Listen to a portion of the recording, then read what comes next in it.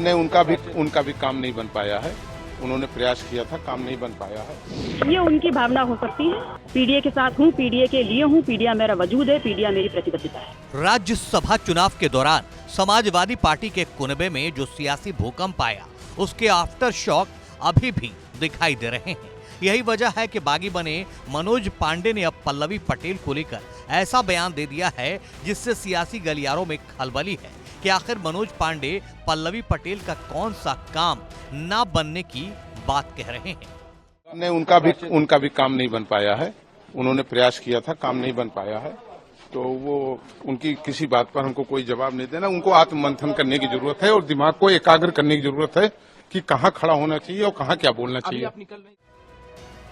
दरअसल मनोज पांडे से सवाल किया गया था पल्लवी पटेल के एक पोस्ट को लेकर, जिसमें उन्होंने बागी विधायकों को बिना नाम लिए खरी खोटी सुनाई थी, जिसके बाद मनोज पांडे का जवाब था उनका अभी काम नहीं बन पाया है, उनको आत्म मंथन करने की जरूरत है कि कहां खड़ा होना चाहिए और कहां क्या बोलना चाहिए।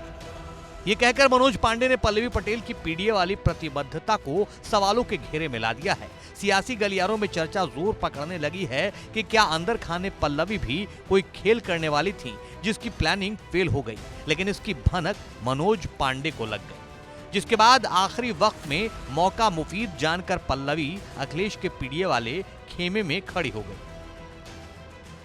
ये उनकी भावना हो सकती है, उनकी प्रतिबद्धता कहीं और जा सकती है, लेकिन मैं ईमान की राजनीति करती हूँ और धोखा देना मेरे खून में नहीं। पीडीए के साथ हूँ, पीडीए के लिए हूँ, पीडीए मेरा वजूद है, पीडीए मेरी प्रतिबद्धता है। क्या रामविलास सुमन को वोट दिया आपने? जी। पल्लवी पटेल का आपने पीडीए की प्रतिबद्धता वाला वो बयान सुन लिया। अब आपको वो पोस्ट भी दिखाते हैं जिससे जुड़ा सवाल किए जाने पर मनोज पांडे ने पल्लवी की बात नहीं बन पाने की बात कही। राज्यसभा की वोटिंग और नतीजों के एक दिन बाद पल्लवी ने सोशल साइट एक्स पर लिखा, जो लोग अपनी राजनीतिक जननी यानी दल से द्रोह को राम के नाम से छिपा रहे हैं, वो याद रखें कि आज तक किसी राम भक्त, किसी हिंदू ने अपने बच्चे का नाम विभीषण नहीं रखा।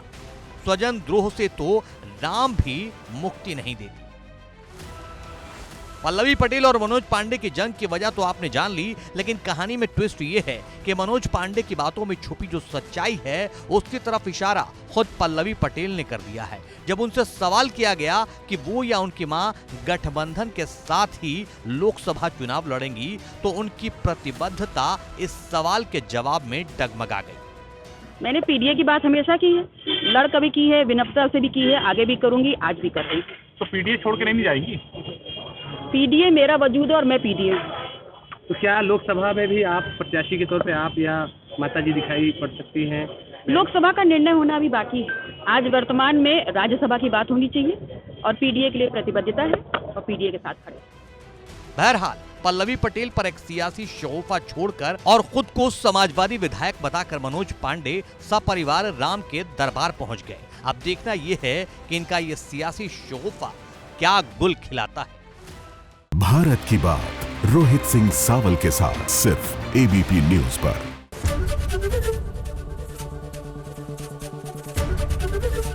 एबीपी गंगा, खबर आपकी, जुबान आपकी।